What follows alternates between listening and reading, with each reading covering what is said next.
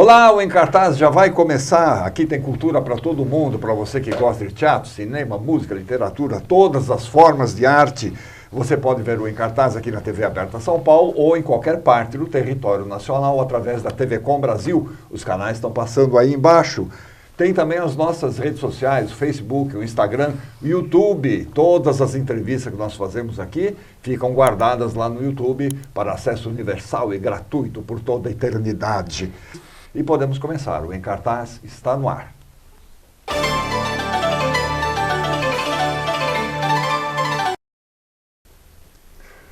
Abacateiro. Eita, acataremos seu ato. Nós também somos do mato. Como pato e leão. Reconstruir, renovar, voltar às raízes num processo de autoconhecimento, com a paciência de um abacateiro, na espera pelo amadurecimento do seu fruto. É isso, Natália Ernesto? Olá, tudo bom, tudo menina? bom? Sim, é isso. Miriam Blanco, Olá, tudo bom? tudo bem? Obrigada. Bem-vindos aqui. Tá? Obrigada por receber a gente. É lindo, né? Essa coisa do abacate, essa imagem do abacateiro. Nossa, é uma filosofia, né? É uma filosofia. Ela né? nos ensina a ter paciência, uma paciência ativa, mesmo quando a gente não consegue entender os ciclos que são inevitáveis da vida natural. É uma simbiose com a natureza que acho que está bastante presente na obra do Gil toda, né? Mas nessa especialmente que é um retorno para a terra, para as raízes, acho que a natureza está muito presente. Daí vem o Jeca, o espetáculo Jeca, que tem esse subtítulo maravilhoso, que é Um Povo Ainda Há de Vingar. Você já pensou? Há de vingar. Há de vingar. Pois é, a gente foi compreendendo, Jeca, Um Povo Há de Vingar, ainda há de vingar, surge de uma pesquisa sobre o álbum Refazenda. E o Gil, ele cria esse álbum em 75, depois do tropicalismo, ele é exilado. E aí, quando ele volta, ele retoma esse projeto tropicalista, mas num outro contexto, já exteriorizado, né, tendo conhecido outras culturas musicais, inclusive. E aí, quando a gente se depara com esse álbum, a gente não vê ali uma obra individual ou uma canção específica. A gente vê um imaginário de país. Um projeto, uma ideia, né? Uma ideia que tenta organizar uma utopia inclusiva, uma utopia que abarca outros povos brasileiros e não um povo único. E aí ele cria a trilogia Ré, que é composta pelos discos Refazenda, Refavela e Realce. E a gente entende que em cada um desses discos ele manifesta um povo, um imaginário e um grito mesmo dessa democracia plena que se... Ampla, ampla. Aberta. Né? E em Refazenda, embora seja urbana também, que convoque o rock, as cordas, é sobre os interiores, né? Então é esse grande povo do cerrado, do mato, da caatinga, dos interiores. E aí é interior desse Brasil, dos rincões, mas interior de si mesmo também. Né? Essa brincadeira que ele faz em Refazenda. Por isso é um povo que há de vingar. Um povo que há de vingar. E o Jeca como símbolo deste povo, porque então, não o Jeca que é o personagem, vamos dizer, que conduz toda essa história na peça. Sim, isso. Né? Inspirado em Jeca Total. Jeca Total, exatamente. Isso. Uma das músicas do... E que dialoga com o Jeca Tatu, né? Também. Sim. Aí, né? Jeca Tatu, a trajetória do Jeca é bem difusa, né? Durante a peça. Ele volta, ele foi e ele volta. Ele faz durante a peça várias voltas para si, voltas para sua terra. Então a gente acompanha toda a trajetória do Jeca e um conhecimento de si mesmo, um reconhecimento do seu povo, da sua terra, dos seus valores e das coisas que ele descobriu e quer trazer para cá e das coisas que ele quer levar daqui para o mundo. Quando você fala daqui, do ambiente urbano para... Tanto do ambiente urbano para o... Acho que, na verdade, o mergulho que ele faz maior é o que dentro dele dialoga com a terra dele que ele quer levar para fora, eu acho, mais do que o que ele quer trazer de fora para dentro. Eu sinto, né, no nosso espetáculo. E tem esse jogo inevitável do Jeca Tatu com o Jeca Total. Porque o Gil, quando cria o Jeca Total, muito inspirado por Valdir Salomão, enfim, ele cria o Salomão do Jeca Total, ele está falando dessa pessoa que foi estigmatizada, né, na figura do Jeca Tatu, como uma figura menor, em alguns escritos até indigente. Menos ele capaz, fala, né? é o total, é ao contrário, né? Ele assiste Gabriela, a novela, a cores na TV, e fala, pô, agora o Brasil é total, né? O Jeca ganhou esse Brasil. Então, é essa figura interiorana que ele cria lindamente como uma figura sábia dos ciclos da natureza. Então, ele vincula em Refazendo uma coisa que, primeira vez que a gente foi estudar, a gente falou, nossa, que lindo vínculo, que é vincular a sabedoria sertaneja em ritmo com a natureza, vinculada aos saberes que a gente atribui à Ásia, ao budismo, à meditação, né, ao silêncio. Ele entende a transcendência desta figura. E aí cria esse Jeca que é total, que se emancipou. É como se fosse uma ancestralidade universal, né, que o Jeca carrega, eu acho, nesse sentido da espiritualidade, assim, e da conexão com a natureza. Agora, aí a historinha, vamos dizer, como é que isso está sendo conduzido, um enredozinho. Nossa, do que a gente pode falar sem dar muitos spoilers, assim, da história inteira? Pode dar os que você quiser. A história ela é bem não linear, digamos assim, ela tem muitas idas e vindas, né? Mas basicamente são as muitas voltas do Jeca para o seu lugar. Então, ele cada vez que ele volta, ele reencontra o seu lugar e o lugar mudou. Então, ele tem esse conflito de voltar para o lugar onde ele pertencia, que formou ele, chegar lá e se deparar com outra coisa. Já não é mais aquilo já que não ele é mais vivia. aquilo. Aí ele precisa lidar com todas as transformações. Aí, por algum motivo, ele devolve, alguma coisa acontece, que não vou ter que falar tudo também, revelar tudo aqui. Alguma coisa acontece, ele tem que novamente ir. Aí depois, quando ele retorna de novo, mudou mais. E aí ele traz coisas novas, mas ele chega e fala, meu Deus, o que aconteceu aqui? E cadê minhas referências? E agora são outras. E aí, de novo, ele vai, aí ele volta. Então, a peça faz essa brincadeira também com a transformação, né, o progresso. Acho que tem um pouco isso, né? Sim, porque tem isso, né?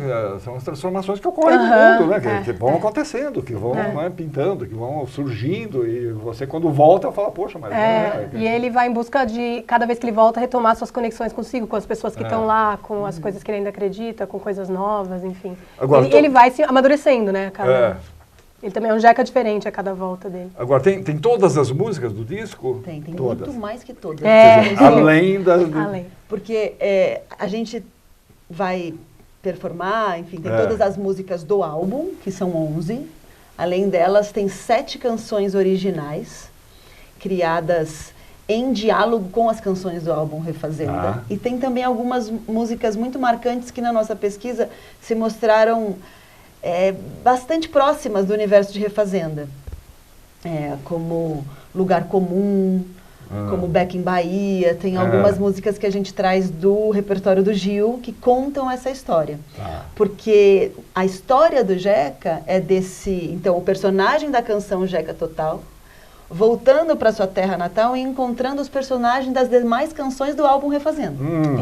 Então, o Jeca, quando volta para a sua terra natal, ele encontra o abacateiro, que é o abacateiro que nasceu com ele, que segue a trajetória de vida com ele como um paralelo, o abacateiro da canção Refazenda.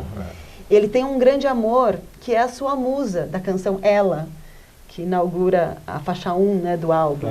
Ele também encontra o seu pai e sua mãe, da belíssima canção Pai e Mãe, do álbum Refazenda.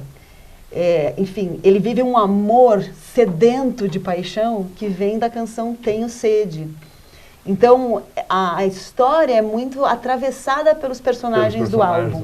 Que lindo. E aí, a cada momento desse encontro, tem a canção do álbum, executada parcialmente ou integralmente, a depender dos caminhos do enredo. Correto. Mas todas elas são. E, além disso, quer dizer, as canções compostas originalmente para a peça. Foi. A gente dialogando com isso. Dialogando. A gente pegou cada canção, qual que é a essência dela? Tem Epovoé, que é uma canção do álbum Refazenda, foi feita uma canção em cima do Epovoé, que junta o enredo da peça com o refrão de Epovoé.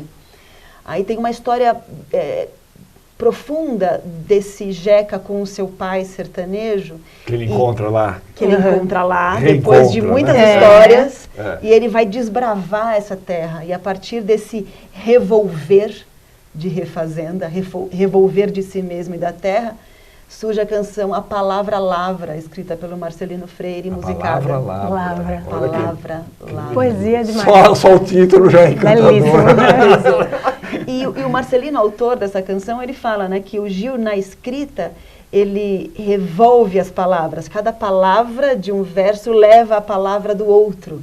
E aí ele foi, então, lavrando essas palavras no estudo com essas músicas. E é daí curioso, surgem as músicas. a gente está falando muito sempre no prefixo re, né? Refazer, revolver, rever, reencontrar, né? O re. A gente sente falta disso, né? A gente vai fazendo. Tem uma hora que você precisa né? Rever, reviver, reencontrar, Retornar, né? Sim, retornar, né? E se refazer, E né? se refazer, que é o refazendo. Refazendo.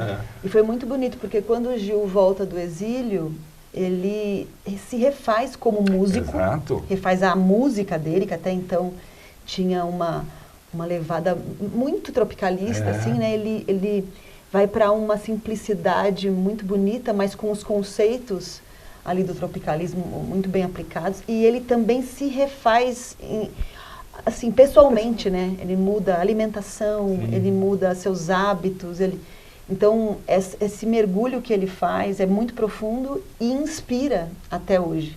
E também inspira a gente também a olhar esse Brasil de novo, 50 anos depois, a partir dessa provocação de refazenda.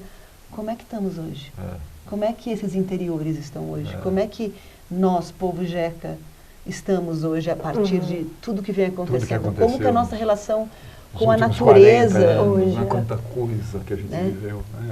Então é um convite. Será que não está na hora de um Re-Brasil? Não é? A gente tem umas fotos aí, devem ser fotos de ensaio ainda, né? Sim. A gente tem umas fotos, nós estamos falando do Jeca, um povo ainda há de vingar, lá no Sesc Consolação, é uma delícia aquele teatro, né? Teatro Anchieta, lá na Doutor Vila Nova 245, de quinta a sábado às 8, domingos e feriados às 6 da tarde. Cadê as fotos aí pra gente? Ai, que foto linda! Que é isso? Onde vocês tiraram isso? Pois é. Uma boa. Olha, a gente foi lá para os rincões da terra, né? Caramba! Olha que coisa maravilhosa. Aí está o elenco inteiro? Tá, o elenco inteiro. Todo mundo, né? Somos 10.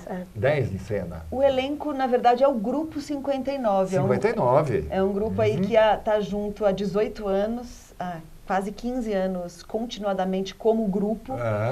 E a gente vem pesquisando nesses anos todos essa ideia de Brasil, de pesquisar essas brasilidades. Eu sei que é muito genérico, mas cada ângulo que você olha a partir dessa perspectiva é muito instigante para a gente, nos diz muito respeito e nos provoca. Este país é instigante, né? Com certeza. Para cada lado que você olha é contraditório. Contraditório e extremamente variado, né? Em coisas. Então tem muito material. Tem muito material. E aí nessa ideia a gente se jogou então nessa terra, né? O que é esse povo que se lança para esse solo? E brota o que daí? Brota o que daí? É uma brincadeira com o povo incrustado na terra, que brota da terra, que é a terra. Então, são muitas essas analogias. Assim. É muito bonito isso, né? A direção é do Kleber Montanheiro. É a primeira vez que vocês trabalham com o Kleber? É a primeira vez. Não, primeira como vez. encenador, como é a encenador, primeira isso. vez. Como encenador. Ele fez alguns cenários. Ele fez alguns cenários, gente. sim. Kleber é um multiartista, né? Nossa, faz figurino, cenário, dirige. Escreve, Exato. Atua. Exposições. Muito bom. Mantém lá a companhia de revista, Sim. que acabou de completar 25 anos também. Lançaram um livro comemorativo e tal. Lindo. Então, trabalhar com o Kleber, ele tem bem esse olhar também, né? Do sensível pelas coisas, né? Kleber é muito inventivo, né? Nossa. É o mestrão da encenação. Tem sido muito especial o trabalho com ele, porque o Lucas Moura, que é o dramaturgo, junto com o Marcelino, trouxeram uma dramaturgia... Marcelino Freire. Trouxeram uma dramaturgia extremamente simbólica.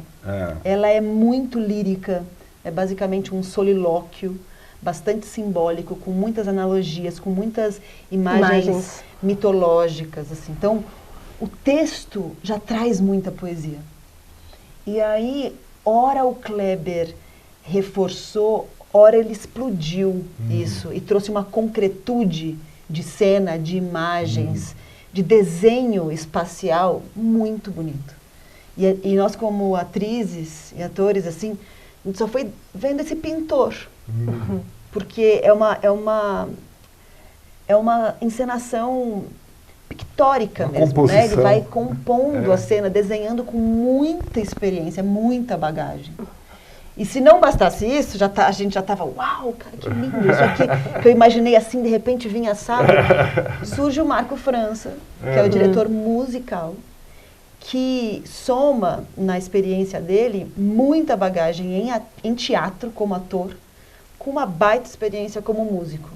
E aí a música com a encenação vão entrando numa harmonia tão refazenda, sabe?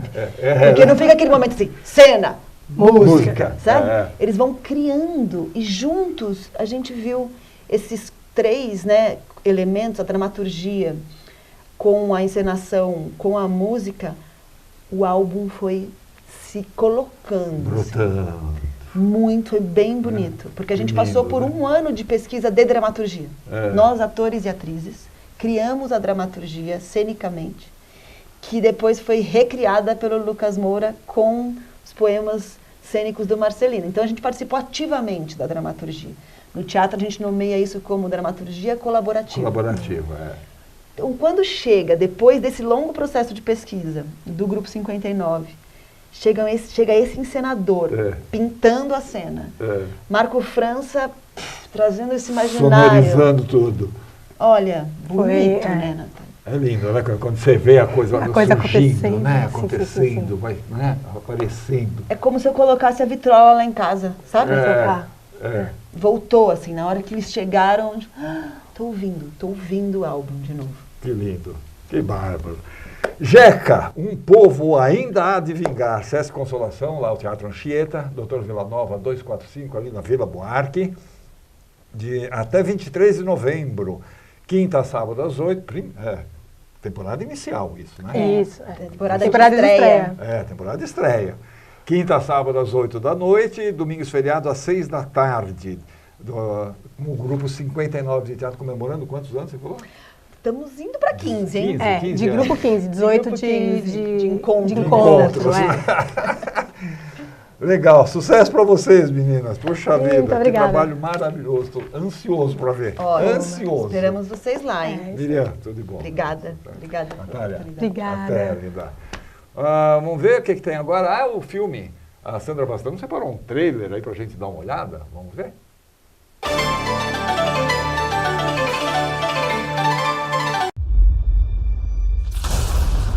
My maker told his tale. And I will tell you mine.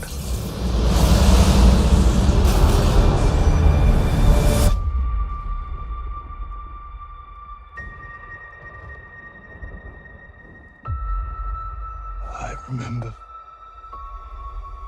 pieces. Memories of different men.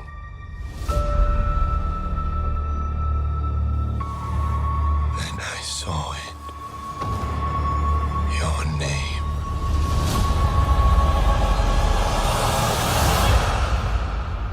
Victor Frankenstein.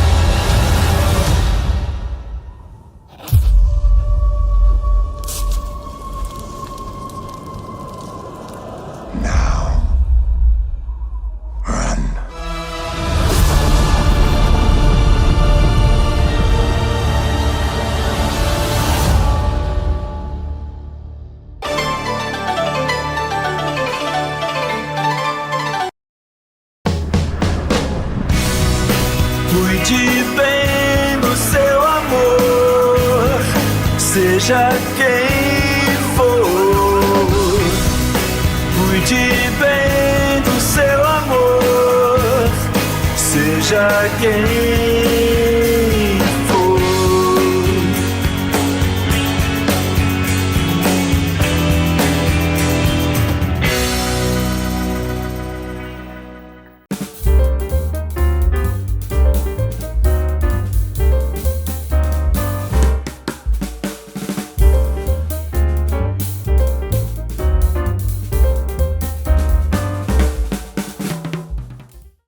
Qual é o museu de arte mais antigo da cidade?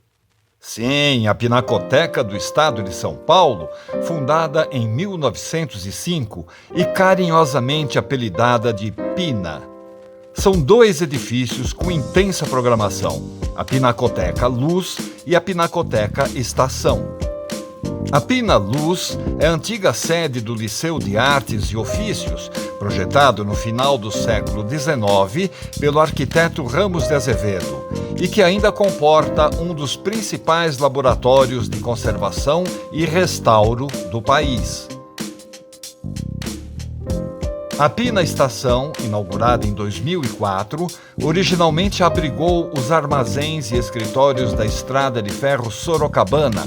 Também sediou o DOPS, Departamento Estadual de Ordem Política e Social de São Paulo, entre 1940 e 1983.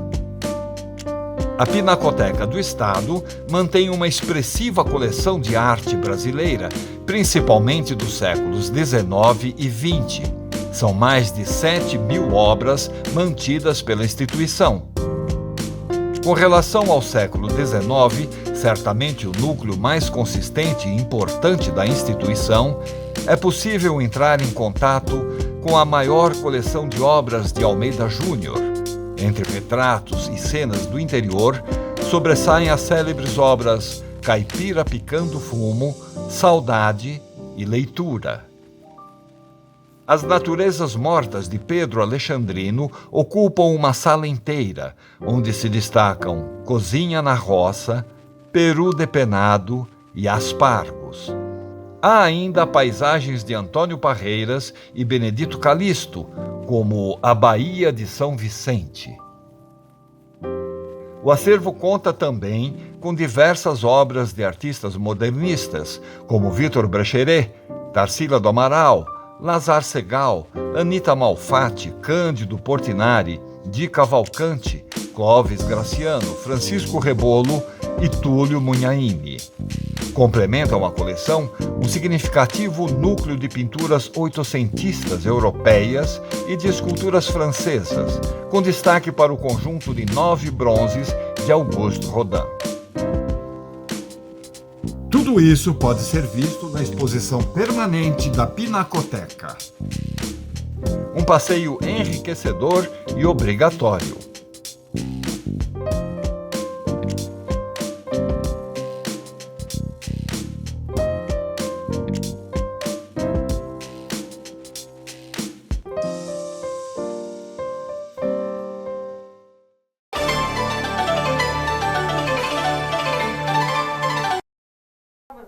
Um Shakespeare é sempre um Shakespeare. O Mercador de Veneza, um dos textos mais icônicos do William, mistura humor, amor, vingança, preconceitos, explorando temas como justiça, misericórdia, intolerância. Shylock é um dos personagens mais complexos do Shakespeare, ao mesmo tempo vilão e vítima. É mais ou menos isso, Daniela Stirbulov? Muito obrigada pelo convite, estou muito feliz de estar aqui. Seja bem-vinda. É isso mesmo, decidimos esse texto aí, um vespeiro. Agora me fala um pouco de você, menina. Você andou pelo mundo aí, foi para Londres.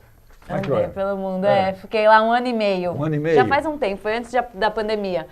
Eu faço teatro desde a escola e fiz faculdade. Eu cheguei num momento da carreira que a gente passa por altos e baixos, né? E aí eu falei, gente, eu preciso me reciclar. Fechei tudo, vendi meu carro e fui fazer um mestrado em Londres. Caraca, aí fiquei lá 1 ano e meio e estudando, não só Shakespeare, né? Mas estudando muito teatro inglês. A gente tinha módulos, né, de estudos. E aí foi uma experiência, assim, transformadora na minha vida. Foi um divisor de águas real, assim. E o teatro inglês é um teatro, vamos dizer, instalado, É né? um teatro do texto. É. Primeiro é o autor, depois vem todo o resto. Você não mexe uma vírgula no texto, porque o autor pensou naquela vírgula. Foi um aprendizado mesmo, porque quando eu fiz a USP também aqui de formação, e era um processo mais de teatro pós-dramático, encenador como, né, sendo o topo da pirâmide. Que houve esse período também, né? Houve. O senador era o rei. O né? diretor manda em tudo, é o que sabe tudo, é o que tem todas as respostas. E aí, quando eu fui para Londres, é essa outra perspectiva, né? Porque o teatro tá na cultura deles. Eles saem do trabalho, eles pegam uma cerveja, eles vão pro teatro. Não precisa combinar de ir ao teatro, né? Eles vão ao teatro. Então, é muito legal ver como está embutido na cultura deles e como eles têm esse conhecimento literário mesmo, né? Eles leem demais e o teatro, para eles, parte do texto e o texto é o centro de tudo. Então foi muito bacana para mim, assim, um aprendizado enorme, li muita peça, porque é isso, eu cheguei lá assim, para a primeira aula você tem que ler essas 50 peças. Eu, quê? Meu Deus do céu, eu lembro que nem uma doida em inglês, e ai meu Deus, o que é isso? Mas essas aventuras que a gente se joga e que transformam, né, a nossa Acho que vida. super vale a pena, né? Super, faria tudo de novo. Agora, a gente está falando aqui do encenador, que é o rei. Você é uma encenadora de que tipo? Eu sou uma encenadora, tô descobrindo ainda, né? Acho que depende do elenco pra gente definir o tipo que a gente é. Mas eu acredito muito que eu não sou, na verdade, que eu não tenho as respostas. Eu sou uma provocadora. Tá. Eu gosto de provocar os atores. Eu que trago as perguntas e não as respostas. Então eu sempre chego no ensaio falando isso. Olha, não me perguntem porque eu não sei. Vamos descobrir juntos. E com o Mercador, com o Shakespeare, foi muito legal, porque é uma obra que, como eu disse, né, uma obra complexa, que gera muito debate, e todos os atores estavam muito entregues a descobrir como que a gente iria fazer isso, né, em 2025. E o Bruno Cavalcanti, que assina também a adaptação, muito acordado para a atualidade, o que a gente queria falar. Então foi isso, um grande... Até hoje, né, a gente discute, mesmo para a estreia do Tucarena, teve cenas que a gente parou e falou, peraí, vamos rediscutir e não tem fim, né? Essa é a graça de Shakespeare, não tem fim, porque sempre tem escolhas e a partir de uma escolha você gera milhões de questões e debates e reflexões. Se você muda alguma coisa, você vai para outro caminho. Então é o tempo inteiro fazendo escolhas do que a gente está falando, né? E tendo essa consciência do que estamos falando. Agora, você tem um currículo de musicais, inclusive cabaré, Silvio Santos vem aí. Silvio Santos vem aí. João Maria musical, né? O musical pra mim aconteceu, é muito engraçado, assim, porque eu lá fazendo USP, né, na performance, no pós-dramático, e aparece e a gente, na minha época, hoje é bem diferente, mas na minha época a gente era meio condicionado a odiar musical, né, musical é uma cultura que tá chegando, não pode... esse pessoal da Broadway que vem pra cá. Exatamente, existia um pouco esse preconceito. E aí, assim que eu me formo, veio uma oportunidade para fazer uma assistência de direção. No cabaré? Não, o cabaré foi agora. Na época, era um infantil chamado Peixonauta, que era uma produção do Luciano Huck, com a Aventurinha na época. E tudo a ver com o que você estava fazendo. Tudo a ver. Você vê de onde eu vou, né? De Peixonauta a Mercador de Veneza. Mas isso faz muitos anos, E aí eu caí meio de paraquedas nesse universo do musical. Isso foi também uma das minhas motivações para ir para Londres, porque eu chegando em Londres eu assisto mais de 80 musicais, eu ia todo dia ao teatro, né? Então também foi um jeito de eu me aproximar e estudar. E aí fui fazendo e uma porta foi abrindo a outra, então eu fiz muita assistência de direção, até que em 2014 eu assino a minha primeira direção, que foi o Menino Maluquinho. 2000 o quê que eu falei? 2014. 14. É isso, E com o Ziraldo estava vivo ainda, então tinha uma presença muito forte no projeto. Mas é isso, eu transito muito entre a direção e a assistência. No Cabaré eu fiz assistência para o Kleber Montanheiro, que foi muito legal. E no Silvio Santos eu assino a co-direção, que também foi uma experiência maravilhosa, assim. Nossa, o espetáculo era bom demais. Quem sabe a gente volta. As pessoas amavam e as pessoas também iam com muito preconceito. Né? As pessoas iam, ai, Silvio Santos. E aí, eu tive até uma amiga que assistiu e saiu chorando, né? Ela, eu vou matar vocês fizeram eu chorar nessa peça, eu amei, me lembrar a casa da minha avó, enfim. Bom, mas vamos voltar a falar do Mercador de Veneza, né? É uma história muito controversa, né? Sim. Você fica, o público oscila entre amar, né? Entre ficar a favor ou não ficar a favor do Shylock, que é o judeu, tal. Dá uma pincelada da historinha. Sempre que pergunta sobre uma pincelada da história é um pepino, né? pepino, Porque eu vou ficar quase 7 horas aqui contando a história dos plots shakespearianos. Mas resumindo, eu acho que a grande sacada dessa peça, assim, que é isso que você já comentou, né? Que a gente não tem heróis e não tem vilões. E se a gente tenta definir com um moralismo quem é o herói, a gente sai do que o Shakespeare está propondo pra gente. Então, acho que em todo momento, mesmo falando de Shylock ou dos outros personagens, seja da Pórcia, seja do Bassanio, seja do Antônio, a gente sempre buscava entender os dois lados da personagem. Então, assim, o que ele está defendendo e o que isso causa se ele defende isso. Sou complexo, mas dá para entender, né? Não, dá para entender. Então, acho que com o Shylock é isso. Todo mundo pergunta, mas então vocês estão... Outro dia mesmo, a gente conversando com um grupo, eles falaram, mas então ele é o vilão. A gente falou, não, de maneira alguma, porque pega o monólogo dele. Ele é totalmente vítima da situação, né? E porque ele é vítima, ele age como um vilão. E aí você vai defender? Então, isso vai confundindo o público, né? Porque quando você vê, você está torcendo por uma coisa que você não deveria estar torcendo. E da mesma forma o Antônio. Da mesma forma que é o antagonista, vamos dizer, do Shylock na história. Que muitas versões ele se torna o protagonista, né? A gente deixar o Shylock como protagonista foi uma escolha do nosso projeto mesmo. Reforçar a cena dele e deixar, né? Enfim, vou dar spoiler, mas ele abrindo e fechando o espetáculo. Mas também com o Antônio também, porque... Várias vezes na dramaturgia eles falam, Antônio é um homem bom, né? Antônio é um homem bom. E a gente começa a peça ouvindo, no caso a gente mostra que ele cospe no judeu, né? No caso no Shylock. É um homem bom que cospe no outro homem. Então você fala assim, por que todo mundo está achando esse homem bom se ele atua dessa forma, né? E ele menospreza, ele despreza, ele fala mal, né, exatamente. Então, o final da peça, por exemplo, quando ele fala pro Shylock, bom, então quero que você vire um cristão, né? Deixe de ser judeu. Essa é a, entre aspas, punição.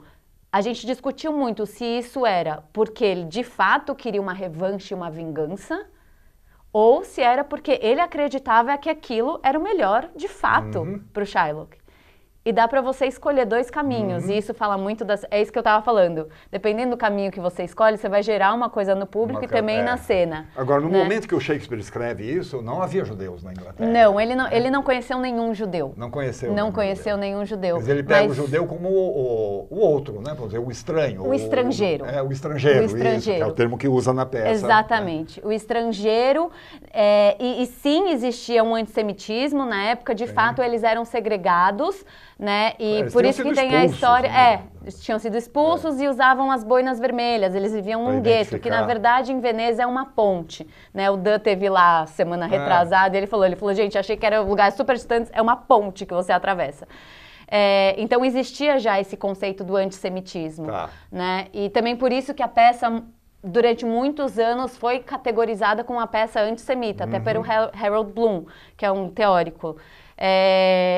E aí é o que a gente fala também, depende de como você lê a peça, né? Porque depois tem vários outros teóricos que defendem outro ponto de vista. Então, sim, durante o nazismo ela foi usada no antissemitismo. Agora, será que o Shakespeare era antissemita? Eu, por exemplo, acredito que não, que pelo contrário, ele estava denunciando um preconceito. E é esse olhar que a gente põe na peça. Bacana. Como uma denúncia do preconceito com o estrangeiro, com o homossexual, com o não diferente. Não só contra os judeus, mas sim com qualquer pessoa que seja diferente de mim. Exatamente, né? Isso tá na peça, tá na peça. E foi também por isso que a gente escolheu manter o sotaque no Dan. Pra, de fato, ele ser um estrangeiro em relação aos outros personagens. Correto. Ele me ofende, me xinga, humilha, dá de minhas galhos, ele desdenha, minhas perdas ele ri, estraga tudo, atrapalha meus negócios, humilha meu povo. Tudo isso por quê? Gente, nós estamos falando do Mercador de Veneza, com o Dan Stubach, que mais um grande elenco, aqui o César Bacão, bom, um elenco enorme, na direção da Daniela Stirbulov. A gente tem umas fotos? Tem fotos. Quero ver as fotos do Mercador de Veneza. Olha. Essa é demais. Isso tem uma coisa também que vocês deram uma atualizada no momento, né, em que a história se passa? Sim, eu trouxe para a década de 90. Na verdade, é uma coisa muito mais decisão nossa, né? Algumas pessoas do público pegam as referências, mas porque quando eu comecei a estudar a obra, eu entendi que a peça se passava num período do mercantilismo que estava começando as ideias do capitalismo, né? Tanto que é discutido isso.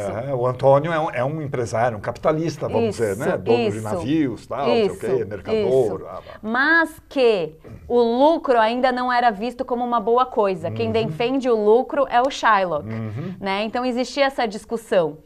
E aí eu pensei, a minha vontade quando os meninos, os dois produtores, o Marcelo e o César, me convidaram, eu falei, eu quero fazer uma coisa moderna, não me interessava fazer um Shakespeare de época. E aí eu tentei buscar algum lugar que tivesse esse período de reflexão de algo e fui para a globalização e eu falei, gente, precisa ser um pouco antes de globalização e cair na década de 90, que é quando começou esse boom, né? Quando as coisas começaram de fato a se transformar. Mercado de capitais, né? Começa a se estabelecer mesmo aqui no Brasil. O dinheiro de papel começa a sumir, na verdade. Aliás, a gente está vendo na foto anterior. Volta lá a foto anterior, por favor. Pode ser? É dinheiro ali no chão, né? Isso, dinheiro. E a gente fez uma coisa muito legal, que ninguém vê. Aliás, quem está bem próximo vê. A gente pôs uma cara do Shakespeare no dólar. O dólar tem uma cara do Shakespeare? Então tem uma quero um dólar Eu devia ter trazido um para você. Eu vou mandar um para você. Eu vou mandar. Em algumas fotos, se a gente dá um close, dá para ver. Legal. E tem esse ambiente que é meio bolsa de valores, né? Exatamente. Aquela ideia da bolsa de valores, pelo menos, né? Quando eu comecei a conversar com a Carmen Guerra, que é a cenógrafa, eu expliquei para ela o meu conceito e aí ela veio com essa ideia da bolsa de valores, dessas ilhas das bolsas de valores, que na época existia muito, né? E a gente viu várias referências. Hoje já é diferente, não tem mais o papel, né? E aí ela veio com essa ideia de cenário, que ao mesmo tempo simboliza essa bolsa de valores, também tem uma ideia de ringue, né? Sim. Então que eles sobem e também, enfim, aí as ideias dela que vem do transparente, que também remete à Veneza, que é algo transparente dos rios, enfim. Então várias coisinhas que vão aparecendo. Tudo se resume ao dinheiro, né? Tudo é sobre dinheiro. Grana. É sobre dinheiro. O negócio é a grana. É sobre dinheiro. É o dinheiro que ele emprestou, não empregou, pagou, não pagou, qual é a multa. Aí tem o lance da multa. Que é terrível. E como dinheiro é sinônimo, não sei se infelizmente, felizmente, mas como é sinônimo de poder, né? Poder.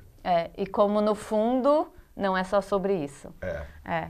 E sim, e da multa, que no final ele tá lá, aí são... não vamos dar um spoiler, mas é uma multa terrível, é uma que multa ele impõe terrível. contra o cara. Exatamente, né? exatamente. E o cara aceita porque, tranquilo, eu vou ter dinheiro, eu vou pagar e acabou, né? Só que as coisas mudam, né? E ao mesmo tempo, outro dia eu estava ouvindo um podcast que falava isso, que era muito legal, que Shakespeare, você sempre pergunta por quê, né? Então assim, por que ele quis essa multa?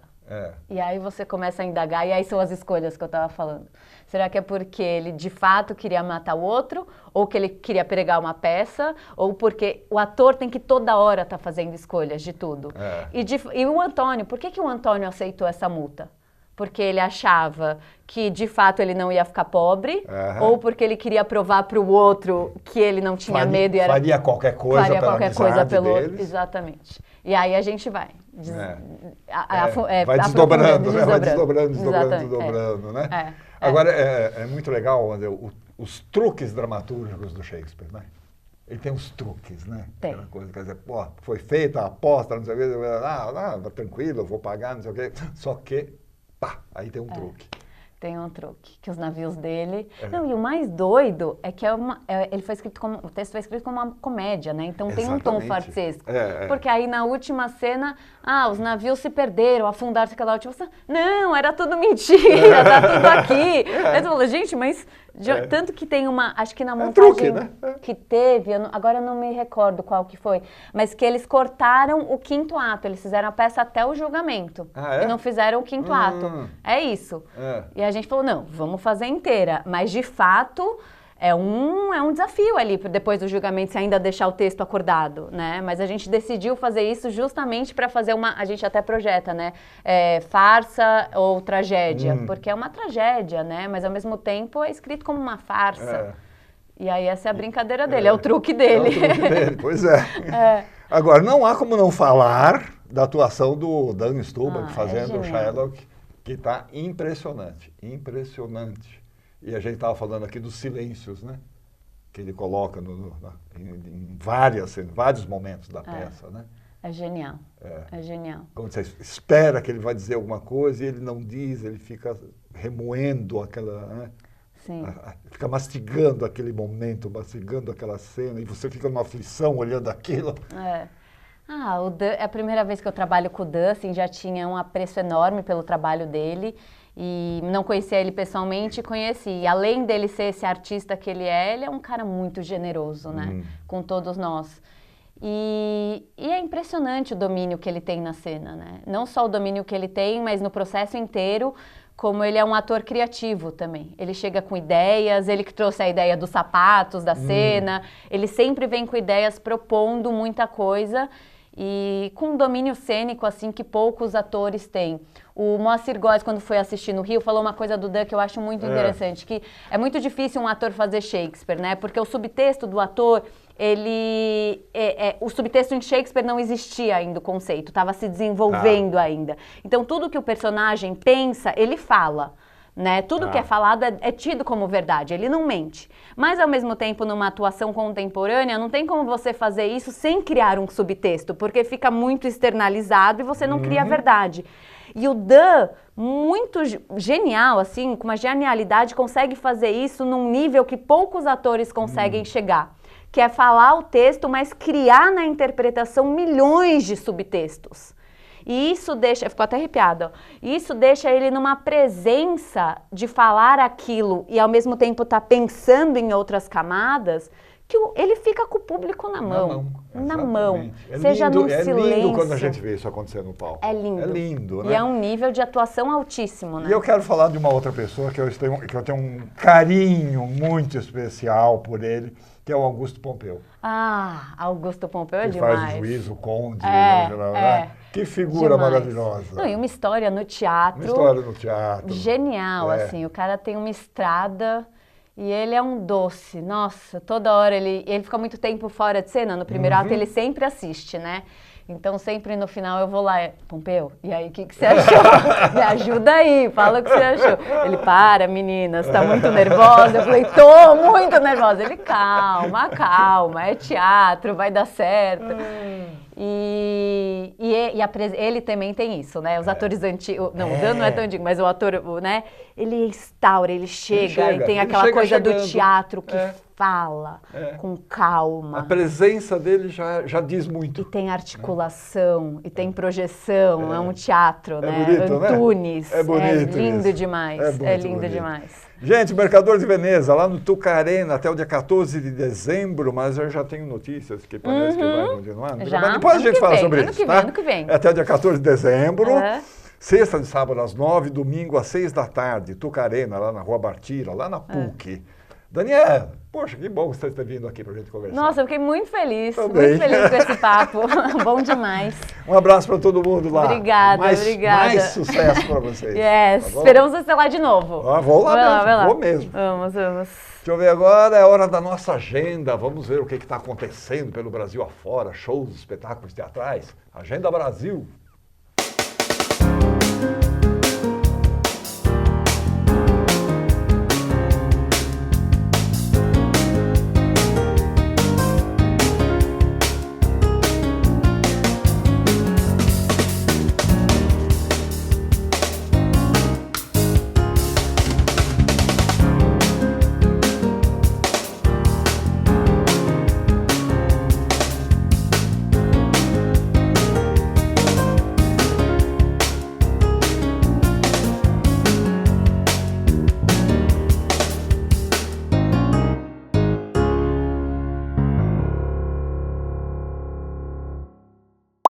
Amigo, simplesmente nada mais.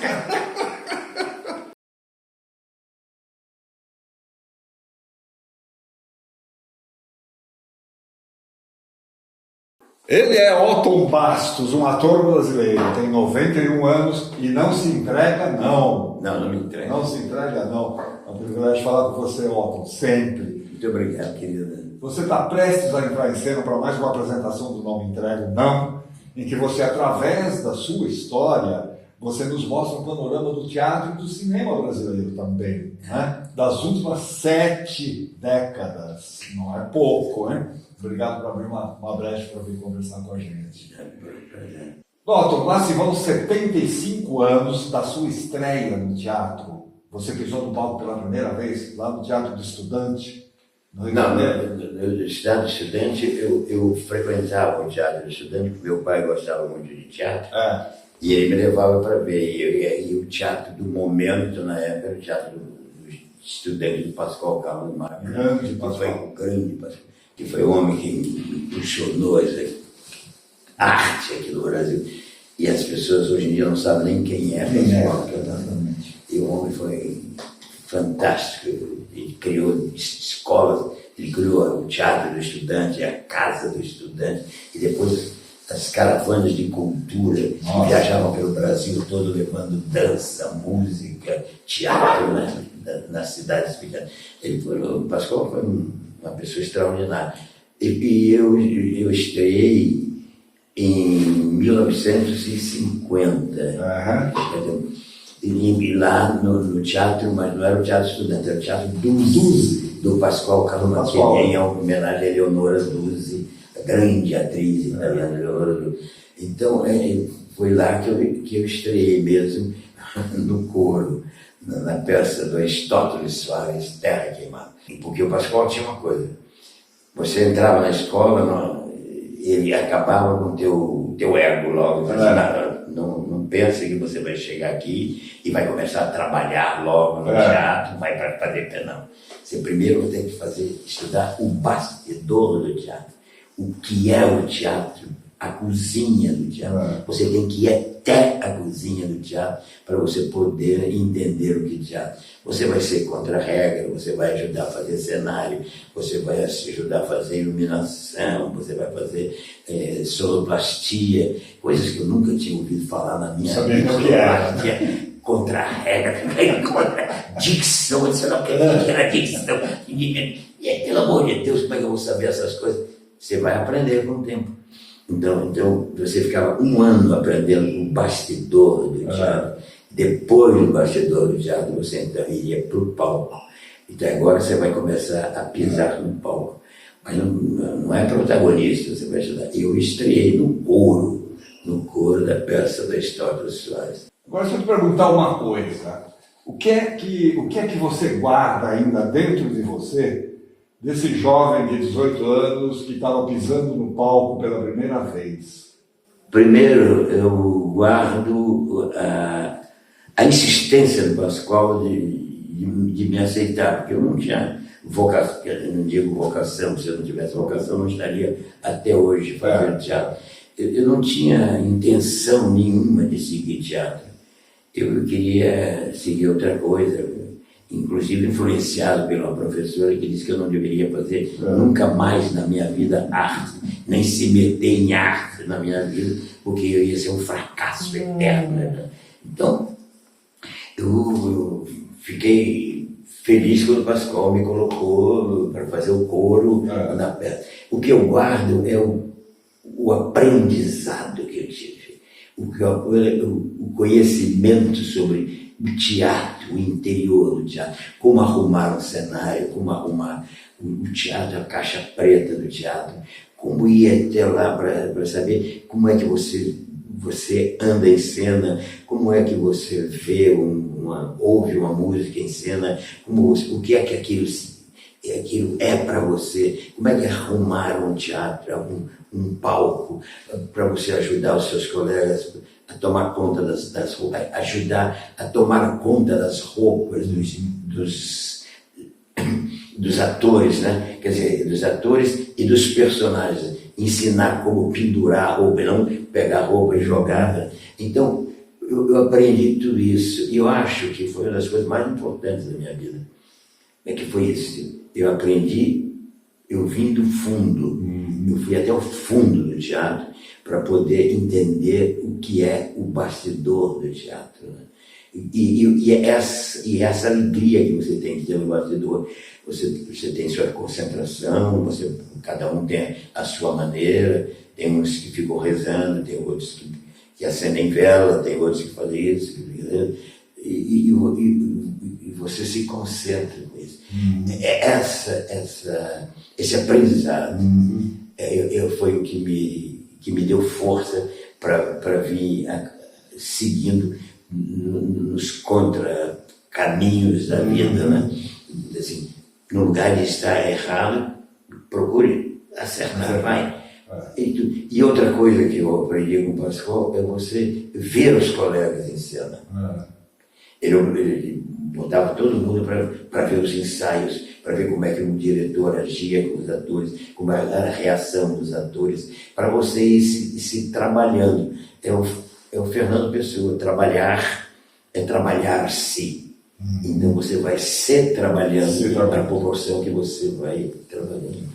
Daí eu fui, viajei, estudei fora, voltei para a Bahia, para a Universidade da Bahia, saí da Universidade da Bahia, fundamos uma companhia, um grupo que saiu da escola, fundou a Companhia de Sociedade de Teatros Novos e construiu um teatro.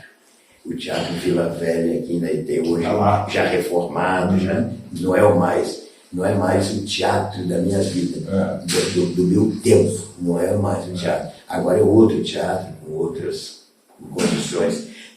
Ali foi um teatro feito com suor, com muito trabalho de representar em praças públicas, representar nos atos de igrejas, representar nas escolas, na universidade. Isso para a gente levantar, porque o teatro na Bahia não tinha teatro, porque o Teatro Castro Alves, que foi uma construção enorme, gigantesca, pegou fogo na véspera da estreia. Porque, ainda bem que foi na véspera, porque imagina se fosse no dia da estreia, que estava a Margot Fontaine lá na Bahia, Margot Fontaine com a Orquestra Sinfônica de Londres, e o companheiro dela de balé, que era o Michael Summers. Então, eles três estavam lá, e a orquestra, quando de noite, uma coisa muito estranha, pega fogo em 4 lugares diferentes, né? Pegou fogo no teatro. Aí depois você esteve no Teatro de Arena, esteve no Teatro Oficina, você teve a sua própria companhia, Exatamente. Né? Junto com a Marta Overbeck, produzindo espetáculos históricos e tal. E você se considera um ator realizado? Realizado? Eu não sei se eu não posso dizer realizado, porque ainda quero fazer coisas. Nunca está realizado. Você está se realizando. Quando no lugar de ser realizado, você está se realizando. Você faz uma coisa com amor. A única coisa que eu digo é o seguinte: você tem que fazer isso na vida inteira. Tudo que você fizer, você não pode deixar de fazer com amor. O amor é tudo, né? A paixão que você tem. O teatro me deu isso, me deu esse conhecimento, me deu esse amor, me deu essa paixão de não desistir de fazer teatro. E o cinema, o que te deu? O cinema foi um aprendizado extraordinário, né? Me deu como fazer homeopaticamente. Como fazer homeopaticamente. Teatro, né? Você faz essa ceninha aqui, depois faz essa ceninha aqui, depois faz essa ceninha. Enquanto a gente no teatro faz tudo. Você desde o início, você já sabe o início, o meio e o fim. Em teatro, em cinema, você vai fazendo a mudança. É como diz na peça, eu digo que o teatro, o cinema é do diretor. O ator participa da imaginação do diretor, né? Teatro, se tem uma pessoa no palco e se tiver uma pessoa sentada na plateia, você já está fazendo teatro. O teatro é isso, é teatro. É a comunicação direta que você tem com a coisa. Por mais que você tenha um diretor, um autor, o teatro é do ator. É do ator. O teatro quando na peça que eu digo, que ele diz que as cortinas se abrem, o teatro o cinema é do diretor, a televisão é do patrocinador. É isso. Mas o teatro, quando as cortinas se abrem, o palco é do ator. É ali que o público vai ver. Otto, muito obrigado por ter nos recebido aqui no Teatro Sérgio Cardoso. Parabéns pela coerência com que você sempre levou a sua carreira, isso é admirável. E desejo muito sucesso para você e para o seu espetáculo. Muito obrigado, eu agradeço a vocês de terem vindo, essa paciência de ficar aqui no camarim. Aliás, mostra um pouco o interior. É legal, é gostoso ver isso. Olha como é bom, onde a gente fica sentado esperando o momento de entrar em cena. Que é daqui a pouco. Daqui a pouco. Mas muito obrigado, querido. Foi um prazer. E parabéns pelo teu programa. Hein? Muito obrigado. Continua lindo o programa. É um prazer enorme a gente ouvir os colegas que vão lá e dizem as coisas que a gente sempre gosta de ouvir e quer ouvir. E acredita. E esse amor pela arte, esse amor pelo teatro, esse amor pelo que for, né? Até jogar bola de gude, tem que jogar bola. com afeto. É o afeto, é o que falta hoje em dia muito. Cabeça e coração. Afeto. Obrigado, Otto. Obrigado, querido. Obrigado. O programa acabou, mas semana que vem tem mais. Obrigado a todos que nos prestigiaram. Não se esqueçam de seguir as nossas redes sociais, Facebook, Instagram. A gente volta na semana que vem. Até lá.